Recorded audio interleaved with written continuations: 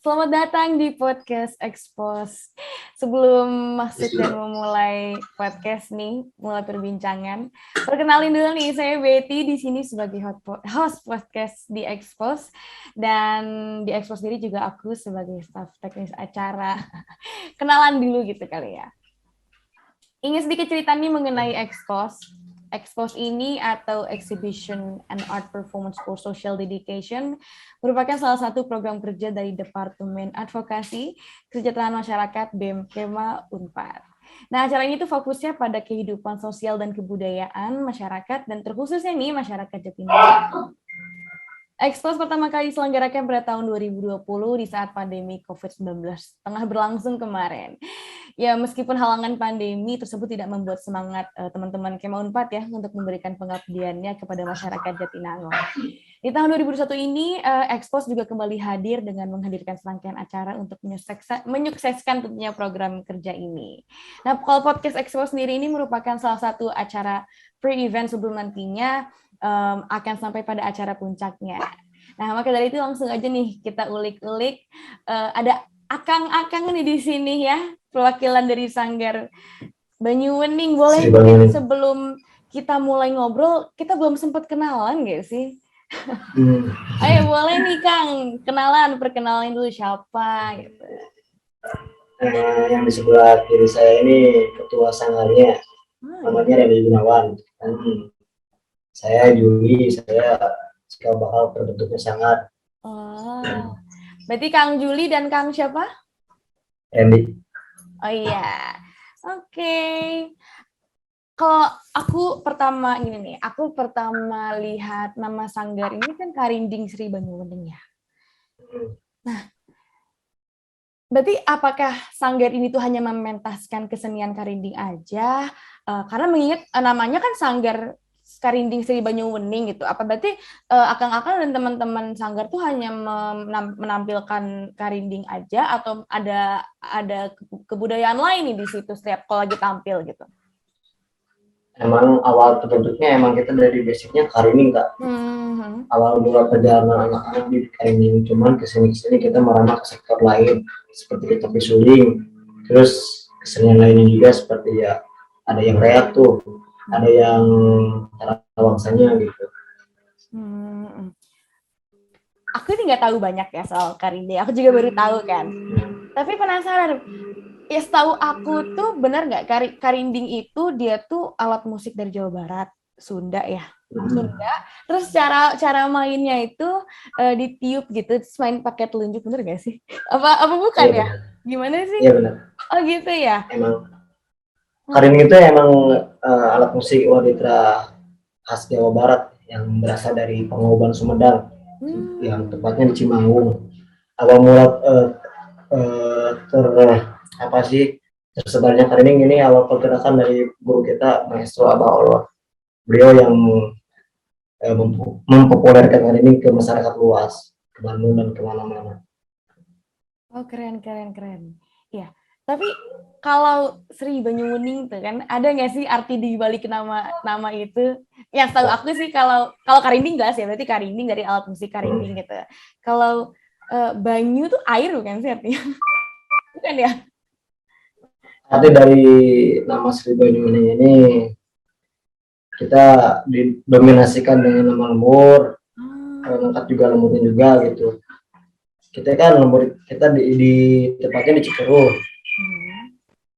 Otomatis kan Cikeruh itu berhubungan dengan air ya. Ya kita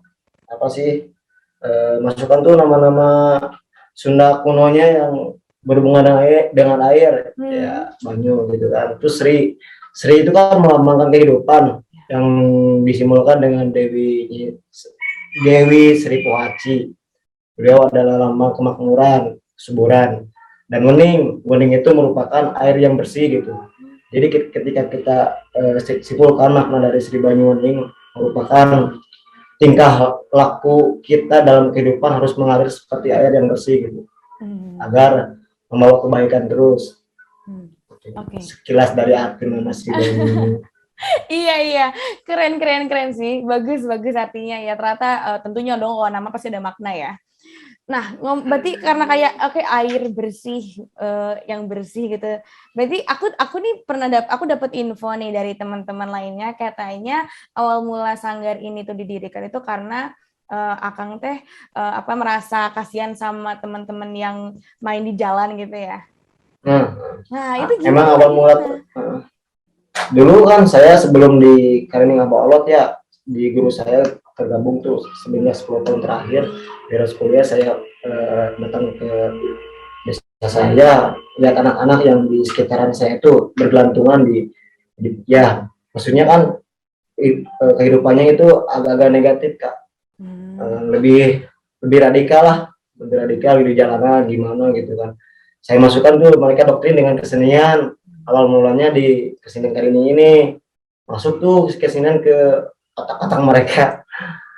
Seiring berjalannya waktu mereka yang latar belakangnya tidak sekolah, seiring terus dan selang beberapa tahun mereka langsung melanjutkan lagi sekolahnya, akan sadar gitu kan bahwa ya emang kita butuh sekolah juga gitu kan. Setelah mereka sekolah juga sampai detik ini mereka masih berkesenian. Masih lanjut ya gitu.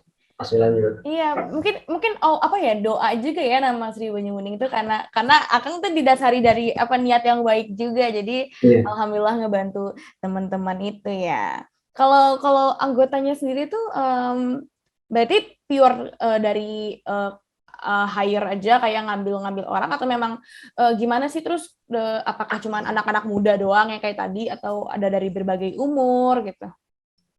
Anggota kita yang anggota Nayaga ada 10 orang. Kalau anggota total semua grup ada 20-an lebih total semuanya. Itu anak-anak muda semua atau ada orang anak-anak muda, anak-anak muda semua. Keren ya anak-anak. Paling kalau orang tua paling kita kalau main kemana-mana tuh paling kita adalah segelintir orang-orang yang dituakan gitu. Oh iya paham ya, dituakan ya. Dua orang. Keren ya, padahal stigmanya sih, nggak tahu, aku mungkin hanya pendapat akang-akang aja nih, karena stigmanya kan anak muda sekarang tuh bukannya nggak peduli sama ini ya, udah mulai tergerus ini kan modernisasi dan lain sebagainya, jadi nggak terlalu peduli banget sama kesenian daerah gitu. Menurut Akang gimana nih, kalau katanya tuh anak muda tuh sekarang udah nggak ada kok yang main-main alat musik tradisional atau melestarikan budaya-budaya nasional atau daerah gitu, gimana sih menurut Akang tuh pendapatnya? Yaitu anak-anak muda yang selalu menerapkan hidupnya ke hedonisme. Mereka nggak mengacak ke tradisi dan budayanya sendiri gitu, seolah mereka melupakannya. Kita mah yang hidup di daerah ya kita bertahap gitu melestarikan tradisi ini, karena ini emang warisan dari leluhur kita gitu kan, leluhur orang-orang terdahulu kita. Kalau enggak kita, siapa lagi yang melestarikan? Berarti ini ya, seharusnya anak muda harus sebagai benteng utama gitu. Iya betul. Berarti stigmanya katanya anak-anak muda tuh udah nggak peduli, salah ya, buktinya Akang dan teman-teman anak-anak muda tetap jalan ya, ini sampai sekarang masih aktif bahkan ya gitu. Iya. Kalau misalnya ngomongin selain pandemi, sekarang juga kita masih pandemi ya gitu. Kalau dari ada nggak sih kayak hambatan gitu, misalnya ketika Akang dan teman-teman ingin melakukan mau tampil di mana, kadang disusahin mungkin sama pemerintah, atau kayak nggak boleh tampil di sini, tampil di situ, atau warganya mungkin yang nggak begitu terbuka, atau selama ini sebenarnya nggak ada apa-apa, jadi kayak kalau setiap ingin tampil atau apa nggak ada masalah, malah dibantu. Nah itu gimana sih? Kalau sekarang aku tuh nggak begitu paham banget sama kayak Jatinangor itu seperti apa, karena kemarin tuh mau cerita sedikit ya, kayak masuk kuliah cuma sebentar, belum sempet eksplor kemana-mana, belum sempet main-main ke sanggar gitu, biasanya udah keburu pandemi gitu. Untuk masalah pandemi ini ya yang kita alami yang cukup berat. Ada beberapa pagelaran yang kita cut gitu kan, beberapa acara ya, ada 4 atau 5 acara kita cut. Namun pas terakhir acara ada kontekan dibuat salah satu senior saya di Perkarinian kemarin di Akar Space. Kita memberanikan diri gitu dengan si pandemi ini. Ada apa sih dengan pandemi ini, kita buat konten dan buat acara di Akar Space. Dan alhamdulillah udah liris juga gitu sama beliau. Jadi pandangan saya di pandemi ini emang kita jangan terpacu dengan siklus inilah, seolah kita terbodohi, terhambat semuanya gitu. Untuk pemerintah ya tolonglah kita para seniman biar bisa berekspresi di luar sana gitu, di luar sana menghasilkan karya kita. Ayolah pemerintah buka jenjang ini gitu, kesempatan ini kembali lagi, bukan disempitkan lagi untuk kita berkarya gitu kan, berekspresi maksudnya. Iya, jadi harusnya pandemi nggak jadi halangan ya, maksudnya jadi harusnya malah orang-orang berkuasa harus memiliki cara lain, gimana nih caranya supaya ini kan kesenian, kita membawa nama daerah dan tentunya kebudayaan yang turun-menurun, harusnya lebih apa ya, dicari alternatif lain lah. Mungkin memang kalau untuk sekarang masih susah dalam arti ada pembatasan dan lain-lain, tapi tolong dicari alternatif lainnya yang memudahkan semua pihak gitu ya. Iya. Tapi berarti meski sekarang pandemi masih ini ya, masih perlahan udah dimulai lagi pentas-pentas gitu, karena aku tahu Kang Lili ini baru pulang gitu. Baru pulang acara di Sumedang ya, Kang ya? Di Rancakalong. Oh, Rancakalong. Nah, juga kesana lagi. Oh, nanti kesana lagi, makanya nih. Sibuk banget nih makanya. Yang anehnya di beberapa daerah sini, yang daerah menuju ke kota, seolah-olah terhambat di pandemi ini. Tapi ketika saya datang ke Rancakalong, ke daerah yang jauh di perkotaan, kesenian masih berjalan. Bahkan protokol juga ya sebatas ya gitu aja lah gitu. Enggak kayak di kota gimana. Okay. Tapi perlahan mungkin setelah ada penyesuaian berbagai macam udah mulai dibuka ya perlahan-lahan, dan di sana juga gitu. Karena masih sibuk banget nih ke kanan ke kiri nih Akang nih. Masih berarti masih banyak kegiatan gitu ya. Nah, kalau ngomong-ngomong soal Expos nih, kemarin tuh sempat tampil nggak sih tahun lalu di Expos 2020? Ya. Tampil ya? Tampil. Itu merupakan ya jenjang karir kita untuk menampilkan seni tradisi dan sebuah penghargaan buat kami juga gitu Kak. Kami bisa perform di acara itu gitu kan, bisa membawakan sebuah eksperimental hasil karya kami gitu. Asri Banyumaning. Iya. Tapi tahun ini main lagi nggak nih di Expos 2021? Kalau ada undangan kita go. Iya, berarti lama-lama.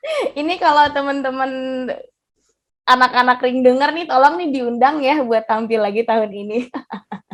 Amin. Semoga aja Kak. Oke. Tadi udah bahas apa ya? Kita udah bahas soal pandemi juga, hambatan, lalu latar belakang tadi juga udah beberapa dijelasin ya sama Akang, soal yang awalnya dari anak-anak jalanan, terus mereka mungkin radikal dan lain-lain, tapi diarahkan ke yang lebih baik ya, lebih diarahkan ke senian supaya lebih positif dan ada outputnya gitu ya. Jadi nggak terlalu ya maksudnya ada hal positifnya lah di situ ya. Iya. Nah, mungkin ada pesan gak sih dari Akang buat anak-anak muda sekarang ya? Mungkin orang-orang mikirnya, aduh kebudayaan tuh kayak apa, kebudayaan mah udah nggak level lah, kita mah udah modern aja. Nah, ada pesan gak sih untuk mereka-mereka ini? Ini ada sih beberapa pesan dari saya untuk anak-anak muda khususnya gitu kan. Ayolah kita berbudaya lagi untuk generasi selanjutnya. Kalau bukan kita, siapa lagi yang meneruskan seni tradisi ini?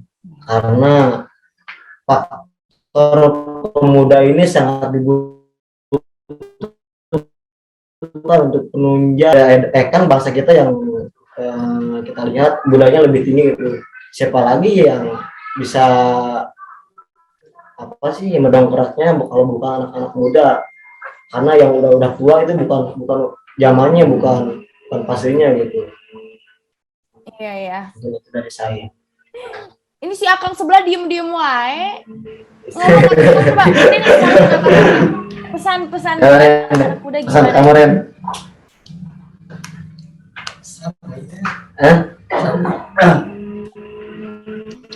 Gimana ya? Berarti gimana? Pesan kami. Malu-malu dia. Oh, malu-malu. Teh. Tapi kurang lebih sama lah ya sama Kang Juli bilang tadi ya. Ah, Kurang lebih sama maknanya dan doanya sama gitu ya. Oke, sebenarnya itu aja kita ngobrol-ngobrolnya mungkin singkat dan Akang juga mungkin lagi sibuk ya jadi kayak nggak bisa terlalu lama juga pengennya ngobrol-ngobrol lama gitu ya cuman ya udah nggak apa-apa udah cukup iya, ada waktu juga sih. Oh, iya nggak apa-apa. Ini mungkin sebelum kita tutup nih boleh kali promosi sosial medianya. Oh iya, iya Boleh tuh. benar-benar harus itu harus dong. Suruh follow. Coba apa namanya gitu. Ya udah, ini untuk anak muda dan kalangan-kalangan ekspos semua nih anak keempat. Ya. Follow juga nih Karing Sri Banyumaning IG-nya. Terus YouTube-nya SBB TV dan grupnya di FB ya Karing Sri Banyumaning. Bisa tuh di follow biar nama AdSense tuh biar bisa berpenghasilan di YouTube kita. Amin, nanti di follow juga sama aku. Ini mungkin kalau teman-teman mau main ke Sanggar udah bisa belum sih?